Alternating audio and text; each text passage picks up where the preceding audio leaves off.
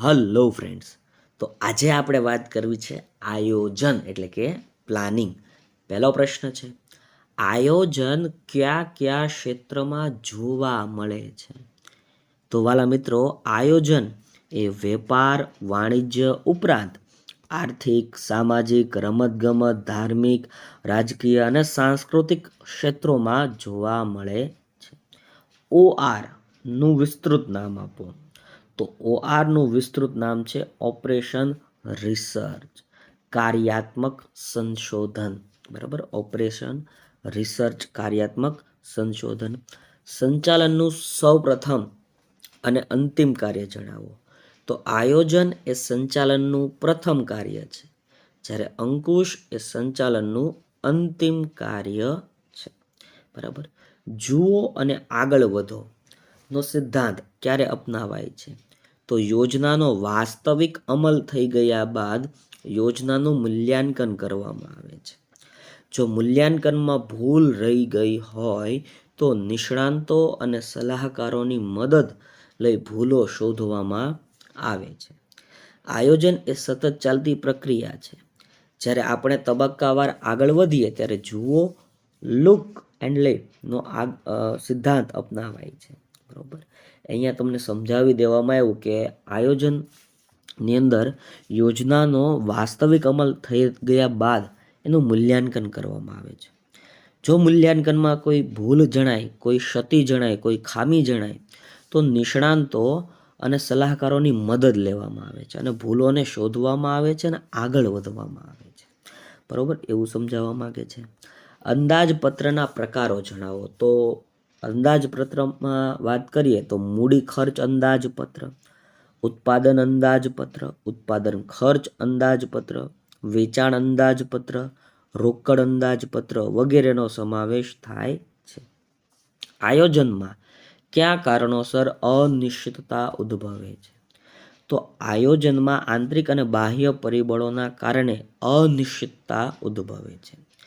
જ્યાં આંતરિક પરિબળો તરીકે ધ્યેય, નિર્ણય, વ્યવસ્થા, ત્યારબાદ દોરવણી, કર્મચારીઓ વગેરે તથા બાહ્ય પરિબળ તરીકે ભૂકંપ, વાવાઝોડું, અતિવૃષ્ટિ, અનાવૃષ્ટિ, સરકારની નીતિ, બજારની પરિસ્થિતિ જેવી અનિશ્ચિતતાઓનો સામનો કરવો પડે છે, સમાવેશ થાય છે.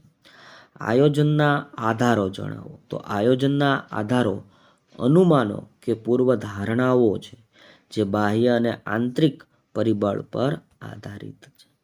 પદ્ધતિ એટલે શું? એકમનો કાર્યક્રમ પાર પાડવાની વ્યવસ્થાને પદ્ધતિ કહે છે. ડૉક્ટર બિલી ગોએટ્સના જણાવ્યા અનુસાર આયોજન એટલે શું? ડૉક્ટર બિલી ગોએટ્સના જણાવ્યા અનુસાર આયોજનનું કાર્ય એટલે પસંદગીનું કાર્ય. આયોજનની પૂર્વ શરત કઈ છે?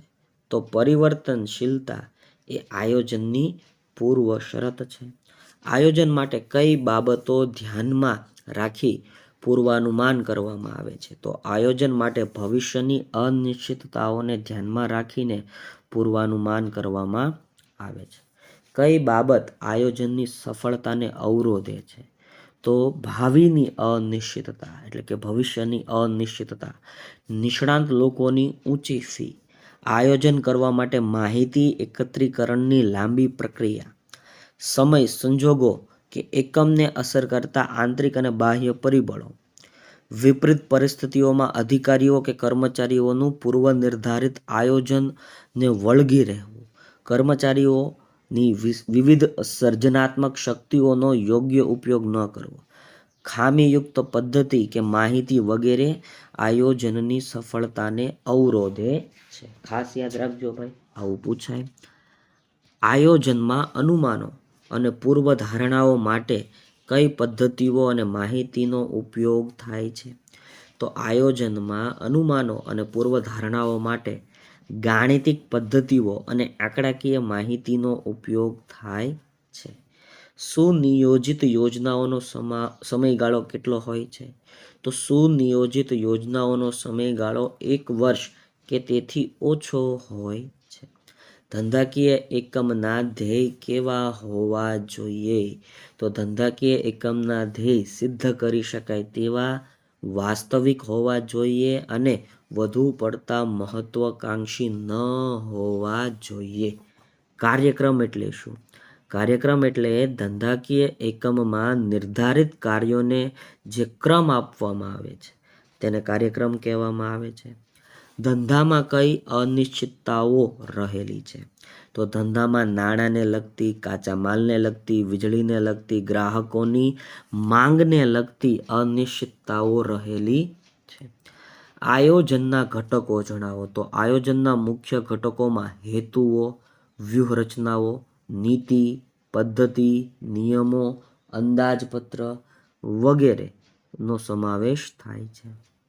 આયોજનની કોઈ મર્યાદા તમારે કહેવાની હતી બે, તો જો ભાવિની અનિશ્ચિતતા, આયોજન ખર્ચાળ, આયોજન લાંબી પ્રક્રિયા, ઘણીવાર આયોજન અપ્રસ્તુત, આયોજન જડતા પ્રેરે છે, બાહ્ય પરિબળોની અનિશ્ચિતતાઓ રહેલી છે, અપૂરતી માહિતી આયોજનને ઇચ્છિત પરિણામ આપી શકતી નથી, કર્મચારીઓની કાર્ય સર્જનાત્મકતા અવરોધાય છે, પદ્ધતિઓનો ખામીયુક્ત ઉપયોગ થાય છે. તો આ બધી એની મર્યાદા હતી. વ્યૂહાત્મક યોજના એટલે શું? આ પૂછાય ભાઈ. ધંધાકીય એકમો તેમના જીવનકાળ દરમિયાન જે ફિલસૂફીથી કામ કરશે તેને તે એકમના જીવન ધ્યેયો કહે છે. એકમના આવા જીવન ધ્યેયોને સિદ્ધ કરવા માટે લાંબા ગાળાની અને ટૂંકા ગાળાની વ્યૂહરચનાઓ ઘડવામાં આવે તેને વ્યૂહાત્મક યોજના કહે છે. બરાબર, ખાસ યાદ રાખજો ભાઈ. ફિલસૂફી આધારિત હોય અને આ ફિલસૂફીને પહોંચી વળવા માટે લાંબા ગાળાની કે ટૂંકા ગાળાની જે વ્યૂહરચનાઓ ઘડવામાં આવે તેને વ્યૂહાત્મક યોજના કહે છે. કાર્યકારી યોજના કોને કહેવાય? તો ધંધાકીય એકમના વિવિધ કાર્ય જૂથો અને વ્યક્તિઓ વચ્ચેથી કાર્ય સંબંધિત અપેક્ષિત પરિણામો મેળવવા માટે ઘડવામાં આવતી યોજનાઓને કાર્યકારી યોજનાઓ કહે છે. આકસ્મિક યોજના એટલે શું? રાજકીય, આર્થિક, સામાજિક કે કુદરતી પરિબળોના કારણે ધંધાકીય પરિસ્થિતિમાં થતા ફેરફારો મુજબ અગાઉની યોજનામાં જે ફેરફાર કરવો પડે અથવા નવી યોજનાને તૈયાર કરવી પડે તેને આકસ્મિક યોજના કહે છે. આયોજન એટલે શું? એકમના નિશ્ચિત ધ્યેયને સિદ્ધ કરવા માટે જે પ્રવૃત્તિઓ કરવાની હોય તે અંગે વિગતોને એકત્રિત કરવી, પૂર્વ વિચારણા કરવી અને આ પ્રવૃત્તિઓ કેવી રીતે કરવી તે અંગેની યોજના ઘડવી એટલે આયોજન. આયોજન એટલે પસંદગીનું કાર્ય. ડૉક્ટર બિલી ગેટ્સ. આ પણ તમે લખી શકો છો, આમાં પણ તમને માર્ક મળે. વ્યૂહરચના શા માટે જરૂરી છે? તો એકમના જીવન ધ્યેયોને સિદ્ધ કરવા માટે વ્યૂહરચના જરૂરી છે. જુઓ અને આગળ વધુનો સિદ્ધાંત આમ તો આપણે ભણી ગયા, તમને યાદ હશે ભાઈ. હવે તો અંદાજપત્રના પ્રકારો જણાવવાના છે ભાઈ. તો અંદાજપત્રના પ્રકારોમાં મૂડી ખર્ચ અંદાજપત્ર, ઉત્પાદન અંદાજપત્ર, ઉત્પાદન ખર્ચ અંદાજપત્ર, વેચાણ અંદાજપત્ર, રોકડ અંદાજપત્ર વગેરેનો સમાવેશ થાય છે. એકમનું જીવન ધ્યેય નક્કી કરતી યોજના કઈ છે? તો એકમનું જીવન ધ્યેય નક્કી કરતી યોજના વ્યૂહાત્મક યોજના છે ભાઈ. કઈ યોજના છે? વ્યૂહાત્મક યોજના. આયોજન કયા ક્ષેત્રમાં જોવા મળે? તો આયોજન વેપાર, વાણિજ્ય ઉપરાંત આર્થિક, સામાજિક, રમતગમત, ધાર્મિક, રાજકીય અને સાંસ્કૃતિક ક્ષેત્રોમાં જોવા મળે છે. આયોજનમાં કયા કારણોસર અનિશ્ચિતતા ઉદ્ભવે છે? તો આ પ્રશ્નને આપણે જોઈ ચૂક્યા છીએ. બરાબર, અને આ પ્રશ્નને તમારે વાંચી લેવો. વિડીયો ગમ્યો હોય તો એક લાઈક કરો, શેર કરો, કમેન્ટ સેક્શનમાં કમેન્ટ કરો.